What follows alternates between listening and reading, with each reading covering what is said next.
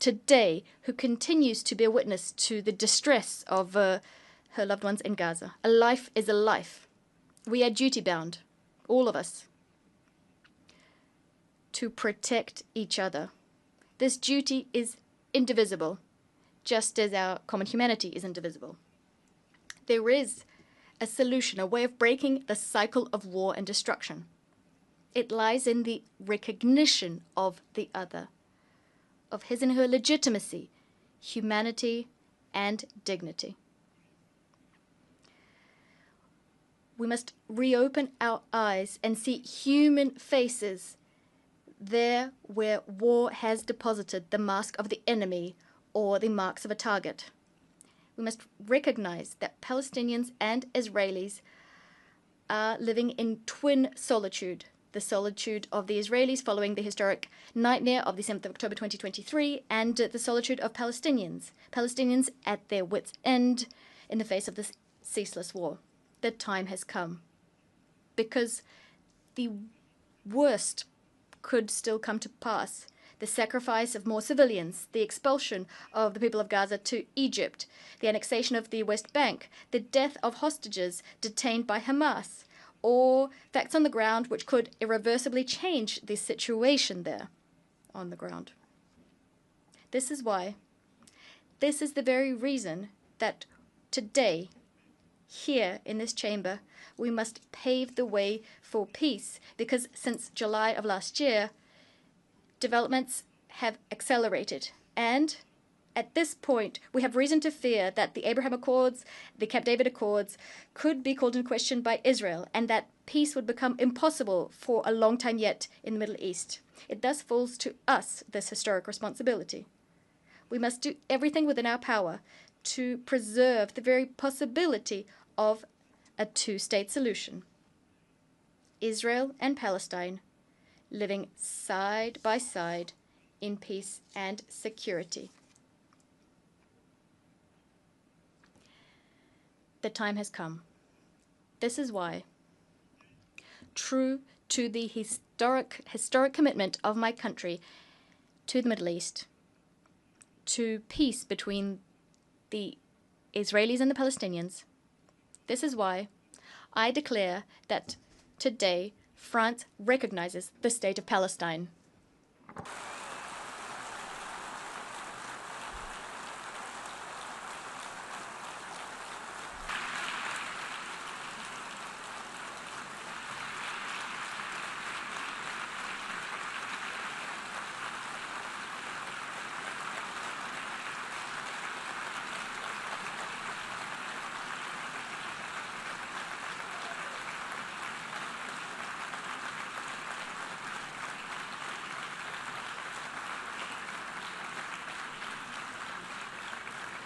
Cette reconnaissance. This recognition is a way of affirming that the Palestinian people is not a people too many. On the contrary, this is a people who never says goodbye to anything, as Mahmoud Abbas UN.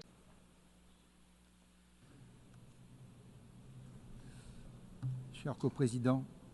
Dear co-chairs, President of the General Assembly, Secretary General of the United Nations, Excellencies, ladies and gentlemen, I wish to thank France and the Kingdom of Saudi Arabia for having convened this conference and invited us to it. Since the very beginning, we have spoken out as the Principality of Monaco loud and clear to defend indissociable rights, that of Israel to live within safe and recognized borders and to enjoy security therein, and the right of the Palestinian people to have a sovereign, viable and democratic state. Today we wish to reaffirm our unwavering support to Israel's existence, and we also wish to recognize Palestine as a state under international law.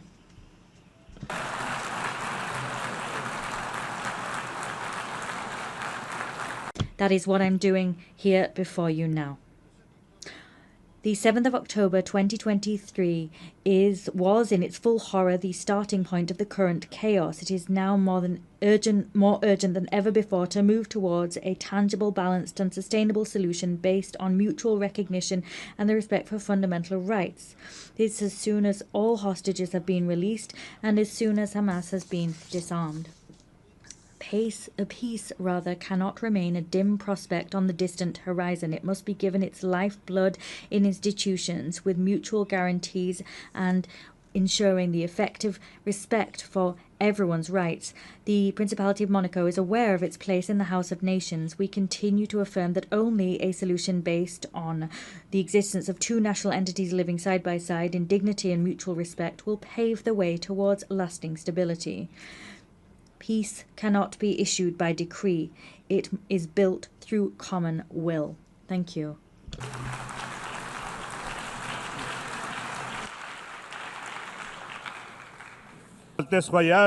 President, Your Royal Highness, Excellencies, I would like to thank the initiative of France and Saudi Arabia, the initiative being to gather us at a critical juncture for peace in the Middle East.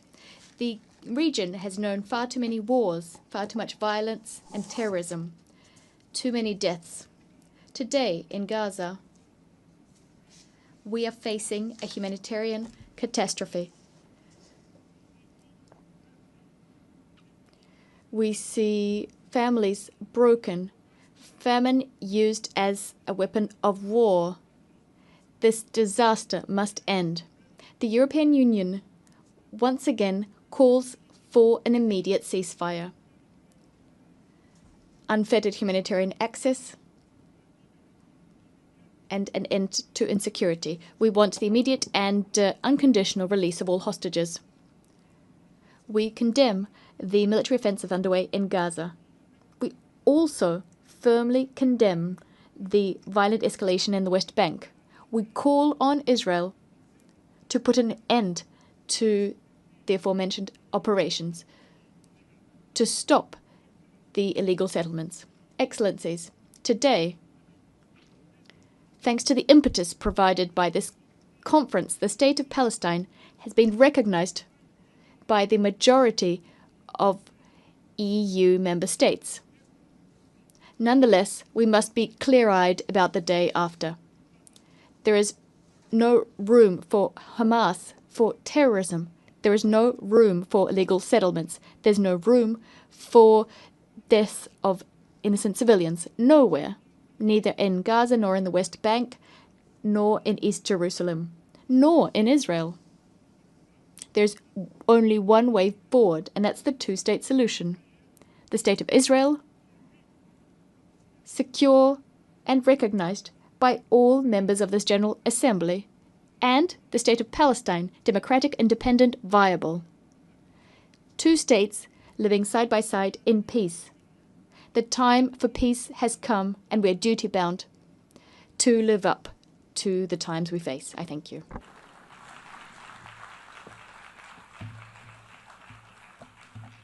Monsieur le Président, President, ladies and gentlemen, when the night is darkest, we must hold fast to our compass.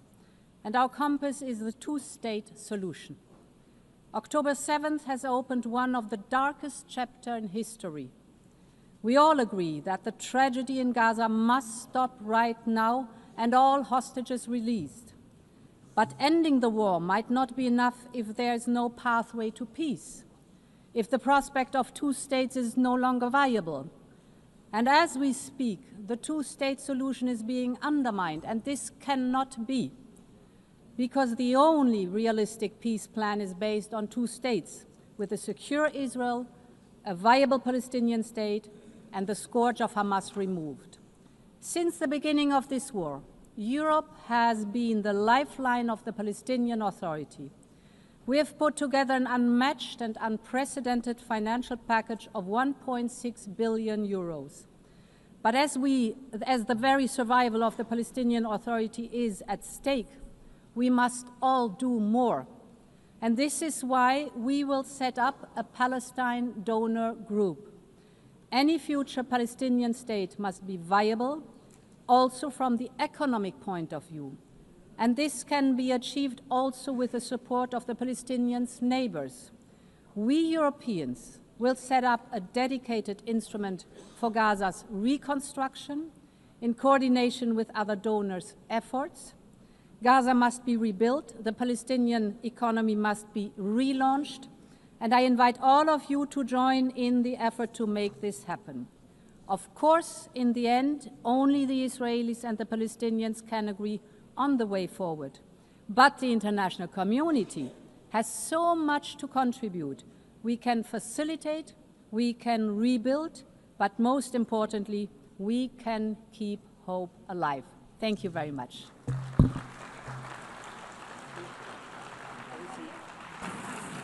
شكرا على المداخلة.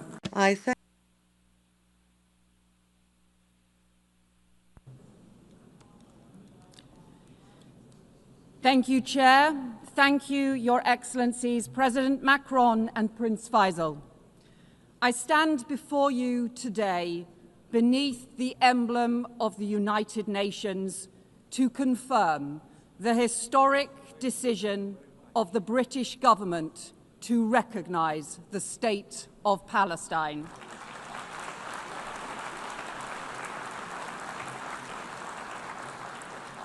This step, alongside friends and partners, reflects a long-standing truth that statehood is the inalienable right of the Palestinian people and that two states is the only path to security and lasting peace for Israelis and Palestinians alike.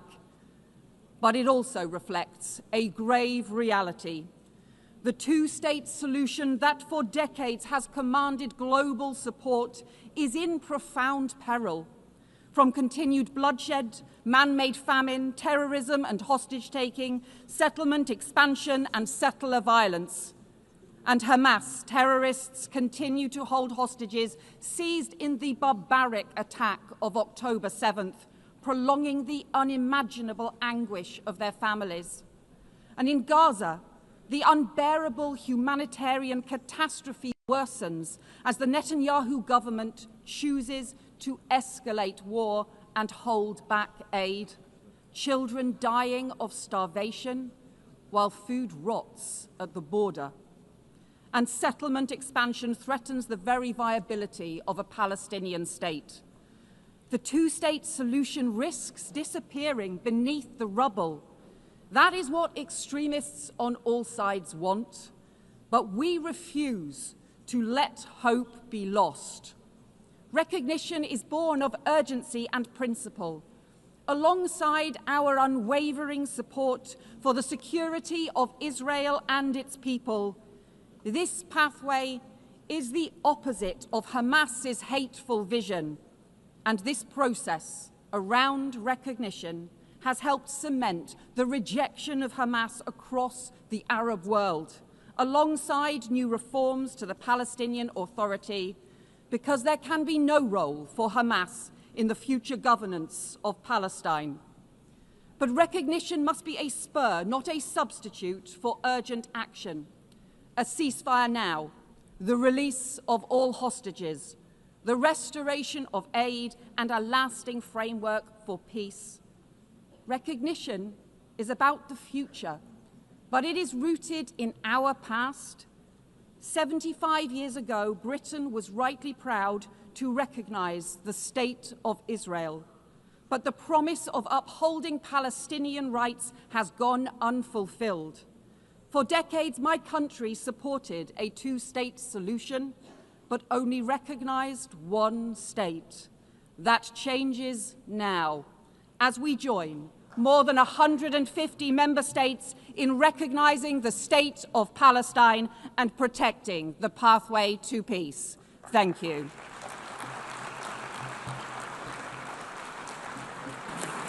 Thank you, Yvette. أشكر معالي. I thank Her Excellency and I go.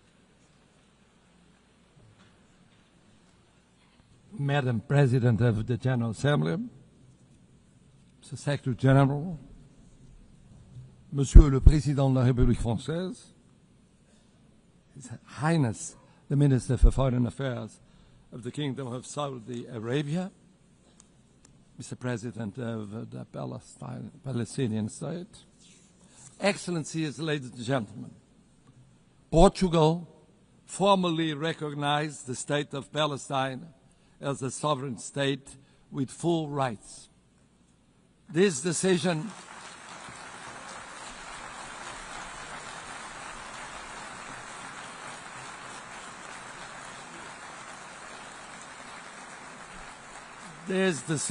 reflects our conviction that the two-state solution is the only viable path for a just and lasting peace in the Middle East. By reaffirming it here, Portugal seeks to contribute to a broader international effort towards peace, justice, and stability. If we do not act, the crisis will leave scars for generations, fueling extremism and further instability. So, humanitarian access must be ensured without delay. All hostages must be released. Terrorism like October the 7th can never be justified. And civilians, regardless of nationality, religion, or ethnicity, must be protected at all times. And therefore, a ceasefire must be attained immediately.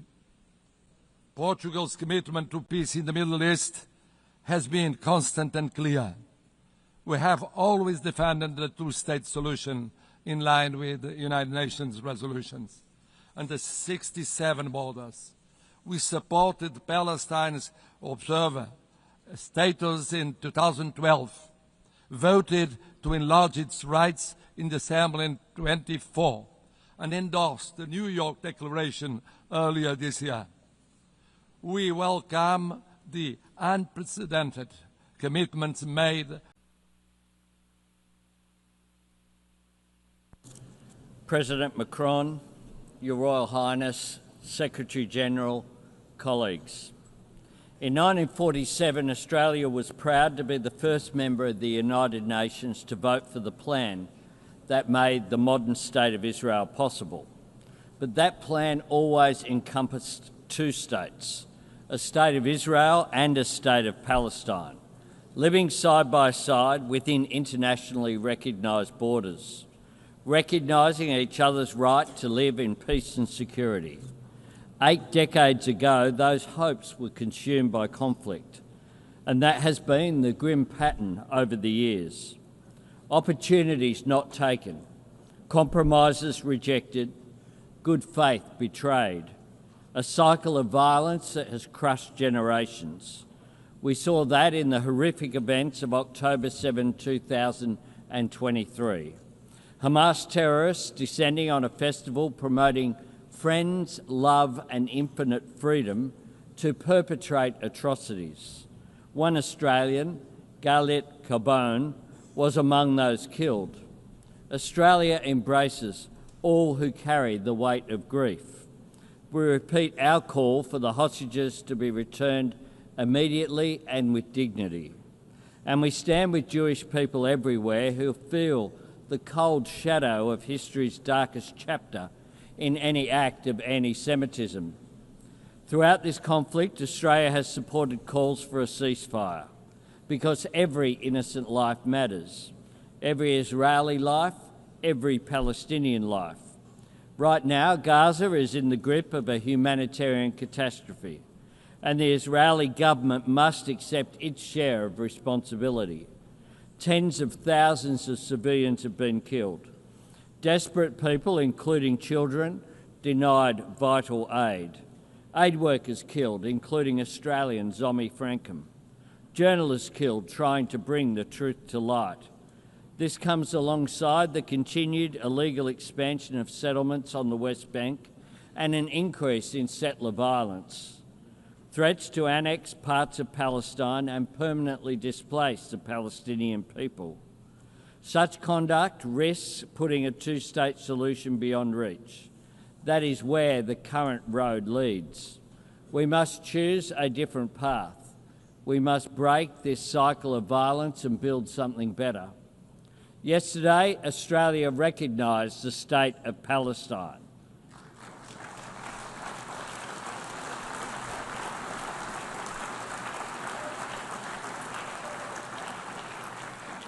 We have been clear. The terrorist organisation Hamas can have no role in Palestine's future. Our recognition was predicated on commitments from the Palestinian Authority, reaffirming Israel's right to exist in peace and security, that Hamas turn over its weapons to Palestinian security forces and never controls Gaza again.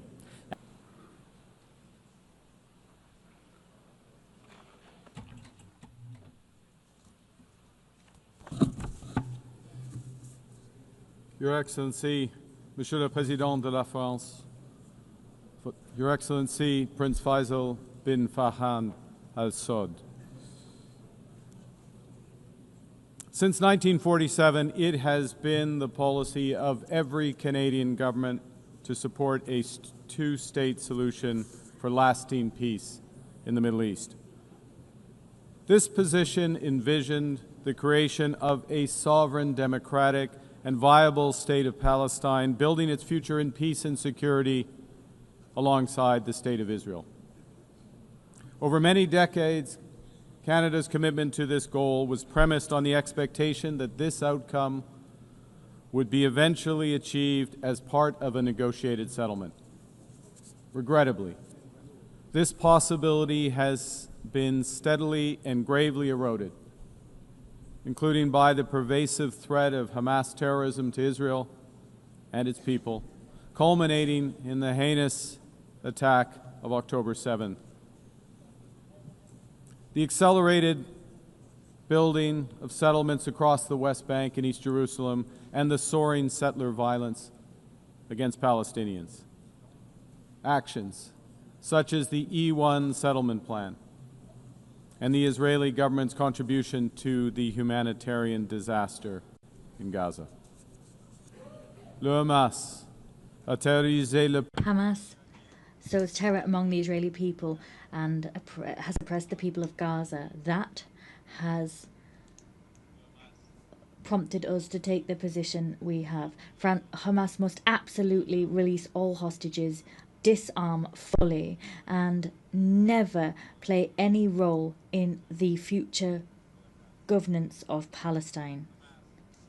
Stolen from the Palestinian people, chased them and cheated them from their life and liberty, and it can in no way dictate their future. But Excellencies, the current Israeli government is working methodically to prevent the prospect of a Palestinian state from ever being established.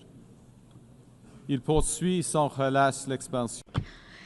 And tirelessly continues settlement expansion in the West Bank. That is illegal under international law. Its constant aggression against Gaza has claimed the lives of tens of thousands of civilians. It has compelled the displacement of more than 2 million people and caused a devastating famine. Another violation of international law. Proud policy of the current Israeli government that there will be, and I quote, no Palestinian state. In this context, Canada recognizes the state of Palestine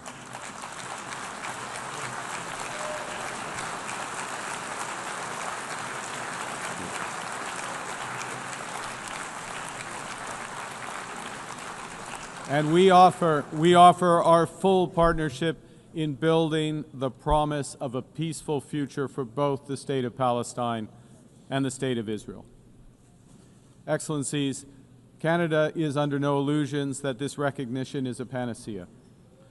This recognition is, however, firmly aligned with the principles of self-determination and fundamental human rights in the UN Charter, and it is fundamentally consistent with the policy of the Canadian government for generations. We take this action as part of a coordinated effort led by France and Saudi Arabia, a coordinated effort to provide the possibility of peace and a two-state solution. Recognizing the state of Palestine, led by the Palestinian Authority, empowers those who seek peaceful coexistence and the end of Hamas. It doesn't legitimize terrorism. And in no way does it compromise Canada's steadfast support for the State of Israel, its people, and their security, because that security can only be ultimately guaranteed through the achievement of a comprehensive two-state solution. Canada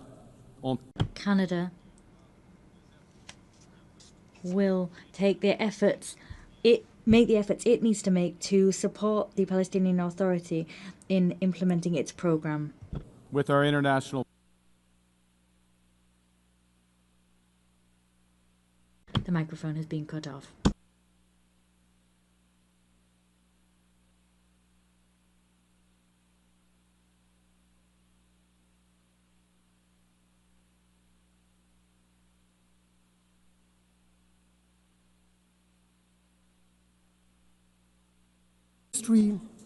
When the cause of peace demands both moral clarity and political courage.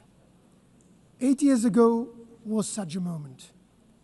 The founding of the United Nations was an act of courage, guided by a clear vision of a world based on universal values and principles of peace, freedom, and justice. Today, again, is such a moment in history.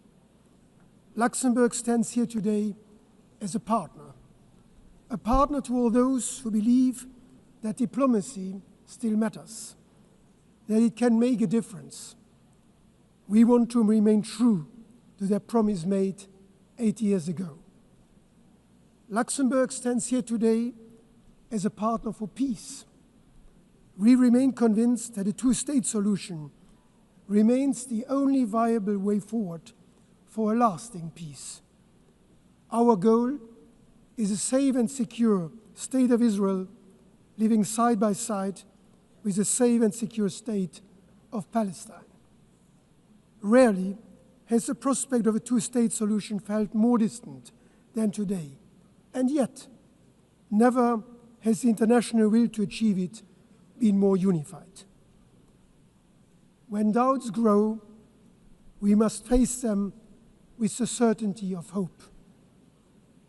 That is why I solemnly declare that as of today, Luxembourg formally recognizes the state of Palestine.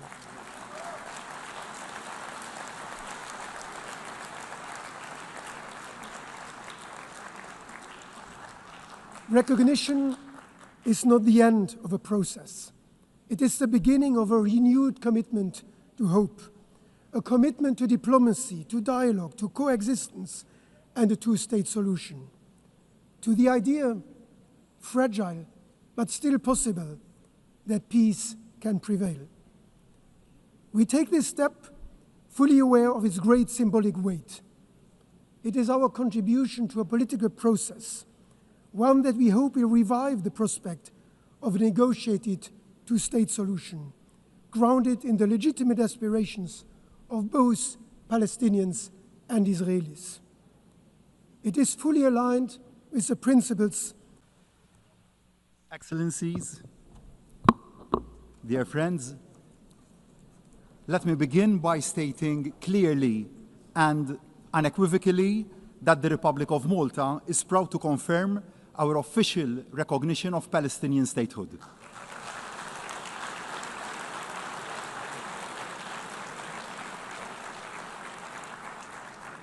We do so as a demonstration of our concrete commitment to a genuine and peaceful two-state solution, as the only solution that will secure the future of both peoples.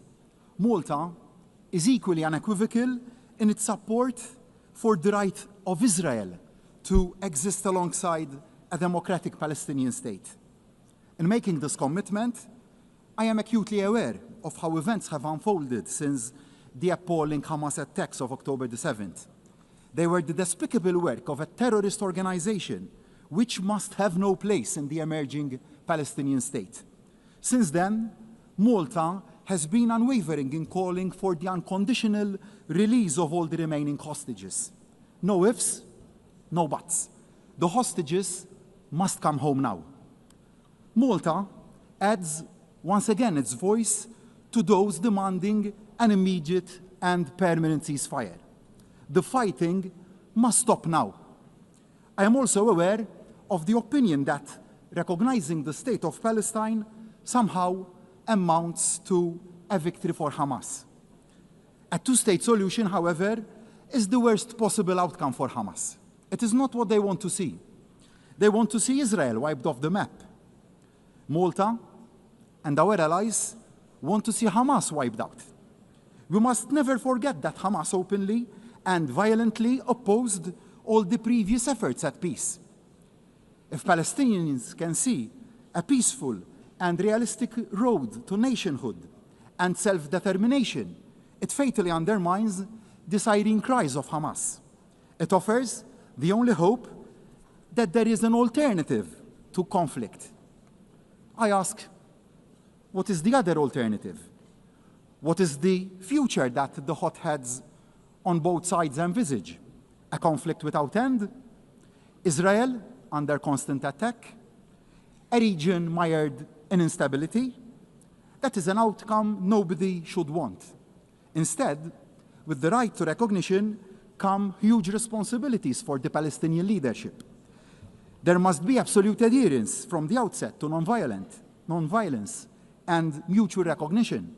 Hamas must have no role in any shape or form in the future government of Palestine. Malta supports the Palestinians' authority, one state, one government, one law, one gun approach, and the need for urgent, free, and fair elections.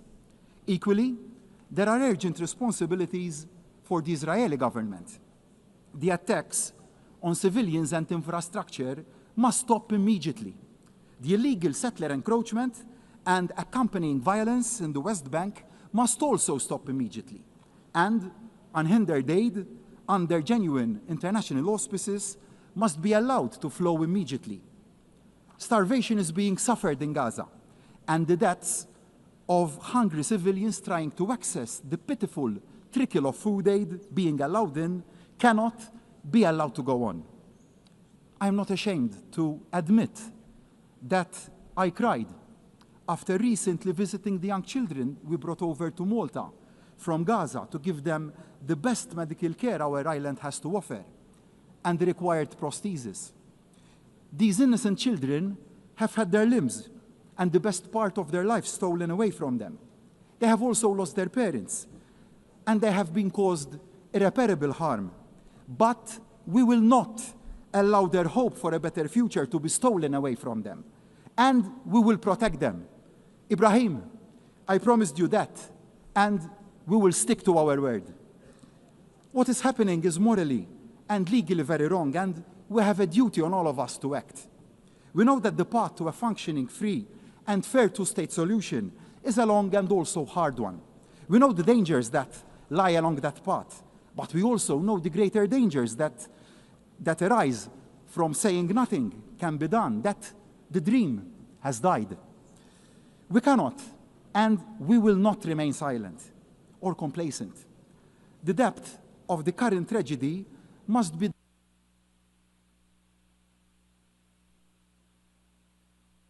The speaker's microphone has been cut off.